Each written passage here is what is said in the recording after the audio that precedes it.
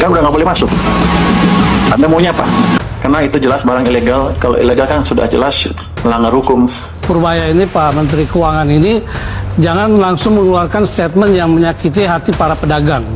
Misal kita impor batik, hijab, gamis, masa dipaksa ambil dari produsen lokal? Yang bener aja, Mas Pur.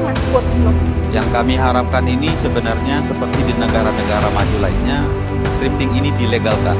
Ini yang mau saya ajak Pak Purbaya bicara kemarin. Kami tidak butuh menteri yang tidak pro rakyat kecil. Negeri ini sudah terlalu lama membiarkan lubang masuknya barang ilegal terbuka. Tapi untuk pertama kalinya setelah sekian lama, Purbaya, Menteri Keuangan, bulan lalu, ia turun langsung ke pelabuhan. Tidak sekadar inspeksi, tapi memerintahkan pengetatan total terhadap impor ilegal, termasuk pakaian bekas yang selama bertahun-tahun menjadi bisnis besar di bawah radar. Dampaknya langsung terasa. Toko kecil mulai sepi, lapak online kehilangan stok, gudang penuh tapi tak bisa jual. UMKM yang bergantung pada thrifting merasa masa depannya dicabut paksa. Purbaya mendasarkan langkahnya pada Permendak Nomor 40 Tahun 2022, regulasi yang memang melarang impor pakaian bekas untuk melindungi industri dalam negeri dan mencegah penyelundupan. Dan dia tidak main-main. Para pedagang thrifting minta dilegalkan, minta bisa bayar pajak. Yang kami harapkan ini sebenarnya seperti di negara-negara maju lainnya, thrifting ini dilegalkan. Kenapa di kita tidak, Pak? Karena sebenarnya kita ini hampir meliputi 7,5 juta yang berhubungan dengan pakaian thrifting. Dan ada 7.500.000 orang loh Pak di seluruh Indonesia. Pak Menteri Purbaya dengan lantangnya bilang nyetop gitu. Sampai sekarang Menteri UMKM udah memblokir semua pedagang di platform-platform seperti TikTok, Shopee dan lain-lain itu udah diblokin Pak. Mungkin kalau untuk dilarang janganlah kalau dari kita. Mungkin kalau lebih baiknya diatur mungkin dari segi pajaknya.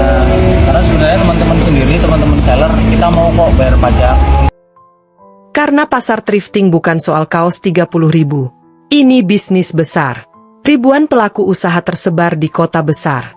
Rantai distribusi panjang. Perputaran uang miliaran tiap bulan. Dan tiba-tiba, pintu ditutup.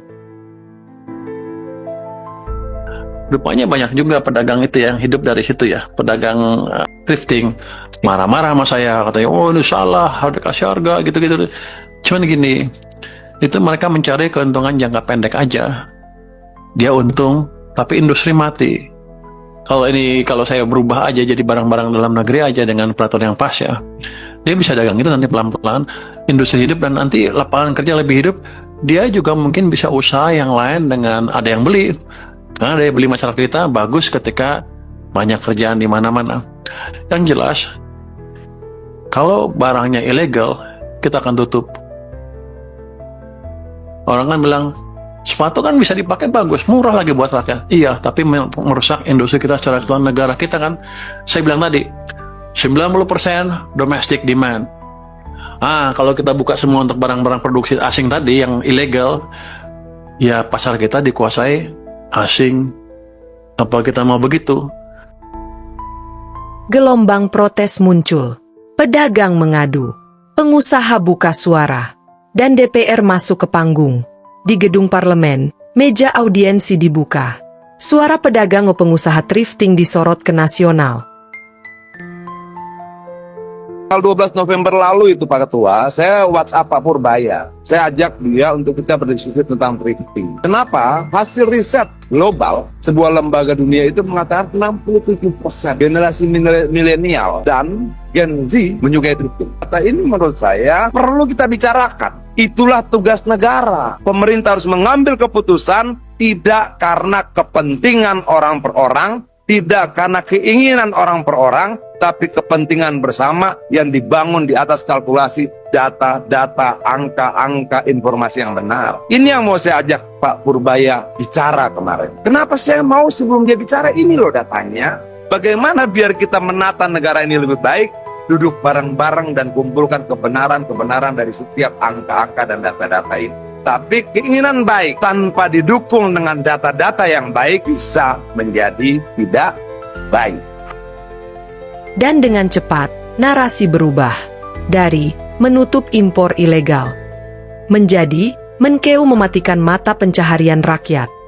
Konflik membesar, pemerintah dianggap keras, pedagang dianggap ilegal, DPR dianggap pelindung. Tetapi ada satu suara lain yang datang bukan untuk membela, bukan untuk menyerang, melainkan untuk mengingatkan.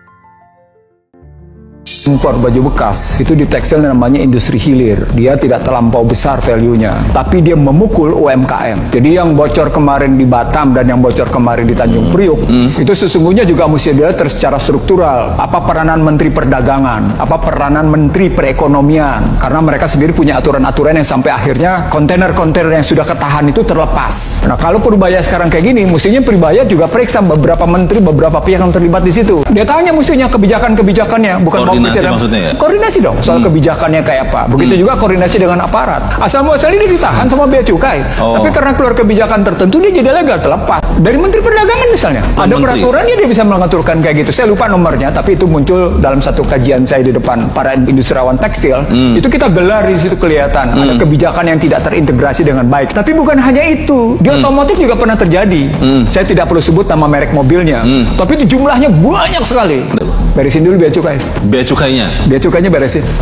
Saya pernah menyatakan di hadapan teman-teman, Anda membayar gaji mahal tidak selesai masalahnya. Kenapa? Karena memang yang ada adalah mafia impor. Mafia impor itu dari mulai yang namanya migas, pertanian, hampir semua yang namanya impor itu ada mafianya. Kalau bea cukainya tidak bisa menjadi bagian dari mafia, selesai. Poinnya apa? Bureaucratic culture. Ini saya terus terang saya concern sama Purbaya nih. Kalau Purbaya terus-terusan tidak memperbaiki corporate culture, tidak memperbaiki bureaucratic culture, di internal Kementerian Keuangan dan secara menyeluruh, termasuk Prabowo Subianto tidak membereskan bureaucratic culture, nggak bakal beres. Ini bagian dari problematik bangsa ini yang kerjanya menjadi calo rent seeker. Nah, ini muncullah mafia impor. Kalimat itu mengubah peta konflik. Kalau benar, maka masalah ini bukan sekadar penindakan di lapangan, tetapi kegagalan atau pembiaran di meja perumus kebijakan.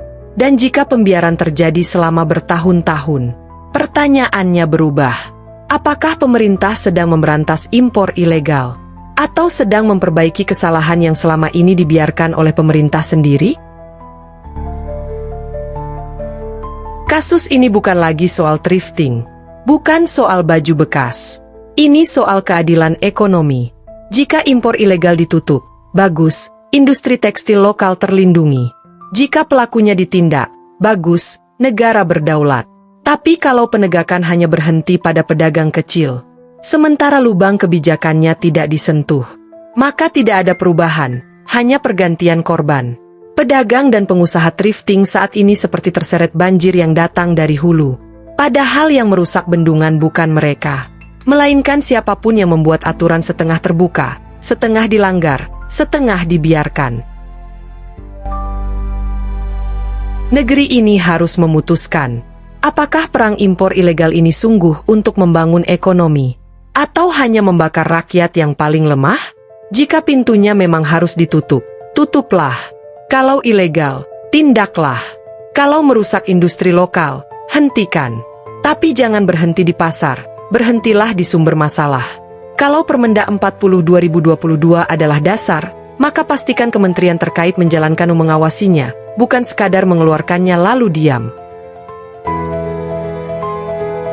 Jika kebijakan berani, maka pertanggungjawabannya juga harus berani. Suatu hari, ketika industri UMKM hidup, pedagang thrifting punya solusi yang jelas, pintu impor ilegal tertutup, dan pelaku penyelundupan dihentikan dari atas sampai bawah. Maka barulah kita bisa berkata, negara tidak hanya melarang, negara telah membereskan.